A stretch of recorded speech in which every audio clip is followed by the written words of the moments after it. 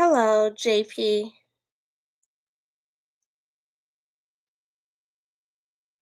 Hello. Hello, why? Hello. Welcome to Across the Waters, where we keep it real from each other.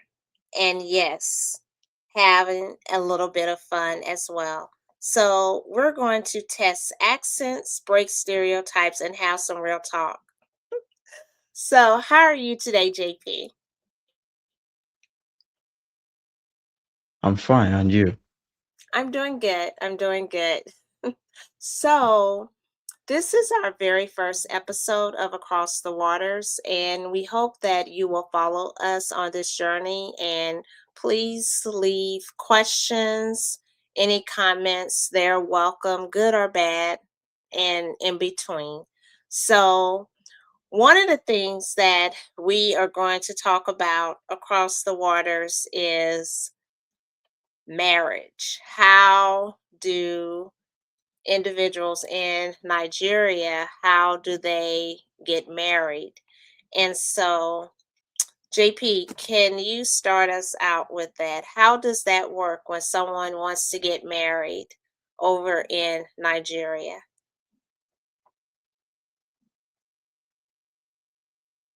Okay, that's a funny question though, but I'm going to answer it. Okay, when people want to get married in Nigeria, firstly you proposed to your spouse. So I'm talking from the perspective of a man point.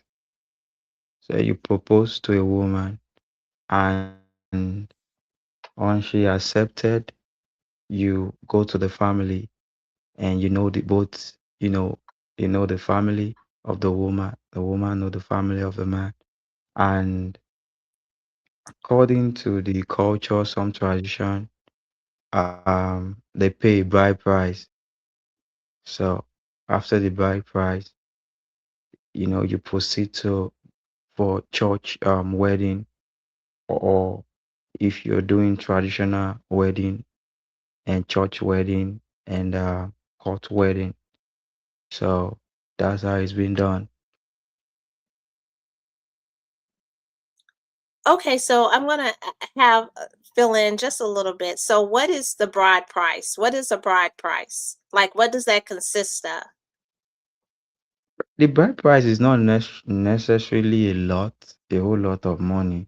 The bride price itself, the bride price itself can be less than $1 cent, but there are some other things that comes with it. Like there are some family that require the groom, which is the husband, to buy some items and all that. So the bride price itself, it's just to show that you value the wife that you want to marry, that you are the husband. So I think that's the major reason. I'm saying this out of my own, you know, understanding. So that's the bride price. The bride price is the little money that you pay in order to secure your wife, that you are the real husband. So it's not necessarily a lot of money. So it's just sometimes it can be less than a cent. Hmm. So does every tribe do that? Is that every tribe, every um, country in Yes, Nigeria? yes, most tribe that I know, I mean, especially the three tribe that I know, which is the Igbo, Yoruba, Hausa, and some other tribe too. We have a lot of we have other ethnicities. We have a lot of tribe. And that's the popular tribe we have: Igbo, Yoruba, and Hausa. So there are other ethnic group too. So those I have not seen, ethnic or tribe that doesn't pay bride price. But I am from Yoruba. I'm a Yoruba person, so I can really say I'm from that tribe, so I can say vividly that. we pay bride price as Yoruba, and the Igbo too. I thought they pay bride price. For the Hausas, I don't know. But yeah, that's my own understanding regarding that. Hmm. What if you marry somebody who's not from your culture? Do you still have to do a bride price? No, you don't have. I don't think it's necessary you have to pay bride price if the person's culture doesn't, require you to pay bride price.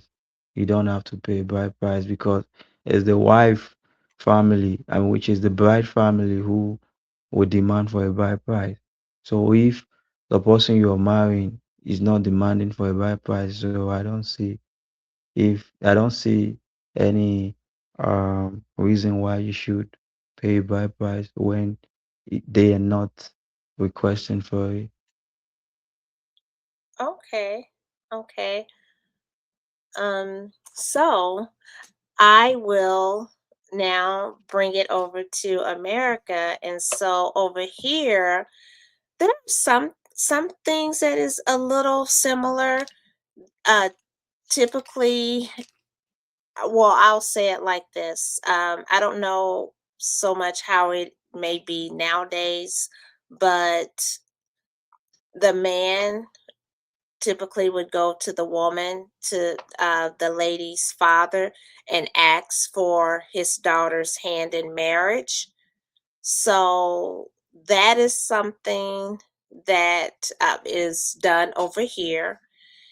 And then after that, it's as far as what typically what so then from there, the yes, the man buys and proposes with the ring to the woman, and then at the actual ceremony is when the man gets his ring. Typically, and I'm not saying that this is across the board, but the woman, her family typically pays for her wedding dress, as well as typically the ceremony, like the the what all that would cost. And I want to say I believe for the um reception as well. Now both people can contribute, but typically it's usually the woman's family who is doing and paying for the reception and paying for the woman's wedding dress. And then the man, he pays for the honeymoon, where they will go after the wedding and pays for that. So some things a little similar, but I mean, well, as far as the part where there is that reverence there of going to the family to ask for the hand in marriage, with the exception of having to pay some type of dowry or pay a bride price, but that's how it usually is over here. And like both of us are saying, over there, it is definitely deeply cultural in the culture. Over here, I could be, it could be maybe some people over here in America who does the same thing. Now, I do want to say this, that especially in a, I would say, conservative household, but it wouldn't even have to be all conservative. But if the father does not give his blessing or hand in marriage, typically that marriage don't take place until that does happen. And there usually is a reason behind that, but it doesn't mean that it won't still go through. But that is something that in some cases, some families, it's a really big deal that the father agrees to giving his daughter's hand in marriage to the man. So, yeah. Okay. So That's the interesting. What did you say? So that is interesting. That's what? That is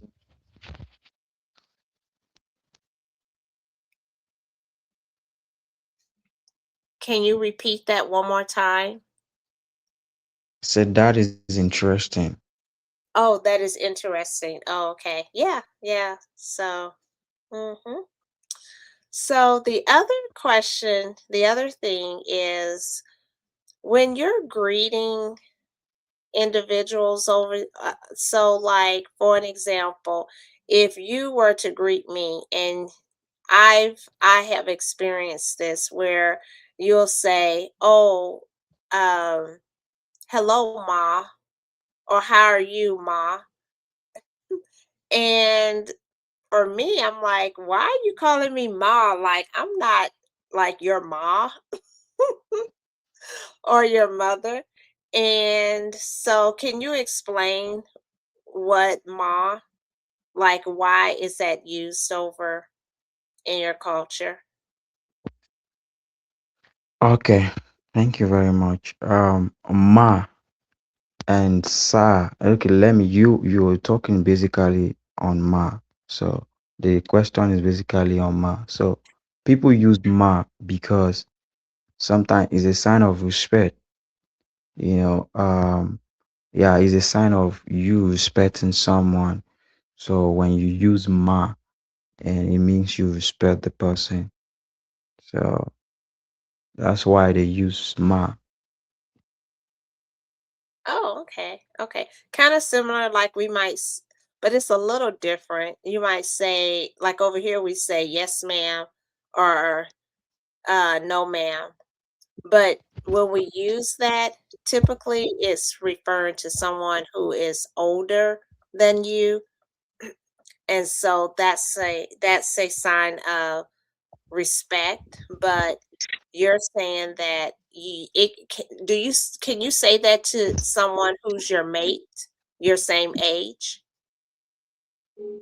Yeah. Yes, you can. Okay, You, okay, all you right. can still use that to respect someone who's your age mate. Doesn't matter as long as he's an adult. So Oh, it's not okay, necessarily you use ma. And maybe if the person is your boss, you can someone who's senior you. If the person is your boss, even if you're older than the person, you still regard the person as ma. It is a sign of respect. okay, okay. All right. So now is the fun section, and we're always going to have a fun section before we end the live. I mean, well, end the recording. But, and here it is. Basically, before I set it up, you're going to see a list of words. And so, both of us obviously have two accents that are very different in how we pronounce words. So it's not him trying to pronounce it like how I'm saying it. It's just him saying it how he would say it in his accent. So that's how it'll go. I'll say the word first, then he'll say it, then we'll go to the next one and till we finish all the words. So here we go. Okay, so I will start it out and then all the way to the end. So, squirrel.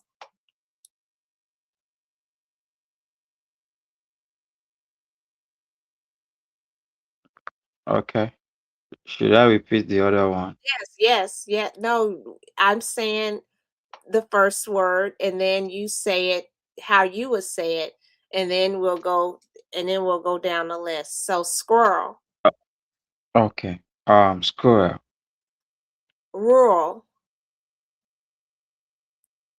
rural, jewelry, jewelry, church, church, hippopotamus, hippopotamus, toothbrush, toothbrush, Massachusetts, Massachusetts, Embarrass. embarrass, Listen. listen, Banana. banana, Chocolate. chocolate, Fuel. well, Okay. All right. Yay, we did it. So I hope you all enjoyed this Across the Waters.